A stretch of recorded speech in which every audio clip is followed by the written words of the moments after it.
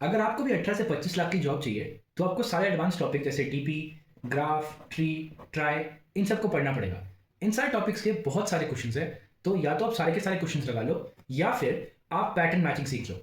Pattern matching में हम कुछ क्वेश्चंस लगाते हैं और फिर उनके पैटर्न्स को देखते हैं। उसके बाद अगर हमारे पास कोई क्वेश्चन आता है सेम टॉपिक का, तो हम कोशिश करते हैं कि हमें जो नोन पैटर्न्स हैं उनके थ्रू ही हम उस क्वेश्चन को सॉल्व कर पाएं।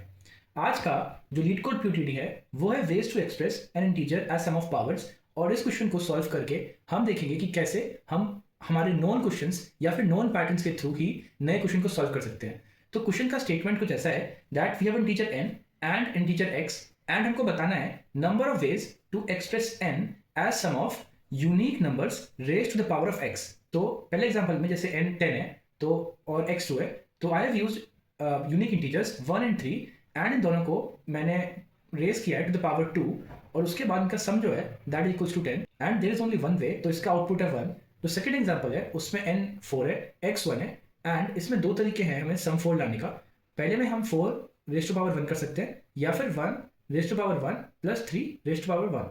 अब इसके आउटपुट 2 है क्योंकि नंबर ऑफ वेज 2 है। अगर आपने एक क्वेश्चन लगाया है जिसका नाम है coin change which is a classic DP question, तो फिर आप ये क्वेश्चन झट से सॉल्व कर लोगे। कैसे? हमारे पास कॉइन चेंज में एक अमाउंट होता है और कुछ कॉइन्स होते हैं जिनकी वैल्यूज हैं ये।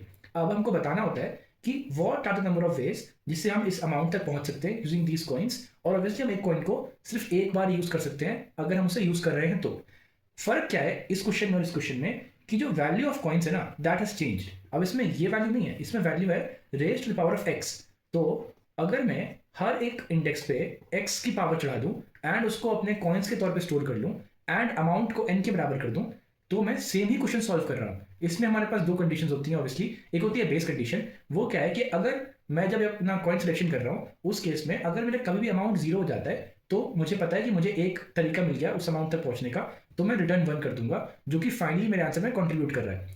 चॉइस कंडीशन क्या है कि अगर मेरा अमाउंट मेरे वैल्यू ऑफ कॉइन्स है जिसके इंडेक्स पे मैं हूं या जिसके लिए मैं डिसाइड कर रहा हूं उससे बड़ा है या उसके बराबर है, इन दैट केस या तो मैं उस कॉइन को ले सकता हूं या फिर मैं कॉइन को नहीं ले सकता। पर अगर मेरा अमाउंट मेरे वैल्यू से छोटा है तो मैं उस कॉइन को नहीं ले सकता और मुझे उसको स्किप करना पड़ेगा। पर क्योंकि हम अपने कॉइन्स को यहाँ पर इस केस में असेंडिंग ऑर्डर में रख रहे हैं और ऑब्वियसली इंक्रीजिंग ऑर्डर में ही होगा, तो फिर हम जब भी इस कंडीशन को देखेंगे कि हमारा अमाउंट छोटा हो गया है हमारे करंट कॉइन के वैल्यू से, तो हम वहां से रिटर्न कर जाएंगे रिटर्न 0। ये होगी हमारी दूसरी बेस कंडीशन, एंड पहली बेस कंडीशन हमारे पास थी। क्या अब आप इसको सॉल्व कर पाओगे? इसका कोड अगर आपको चाहिए तो आप कमेंट्स में कोड लिख दो, मैं आपको इसका C++ का कोड दे दूंगा।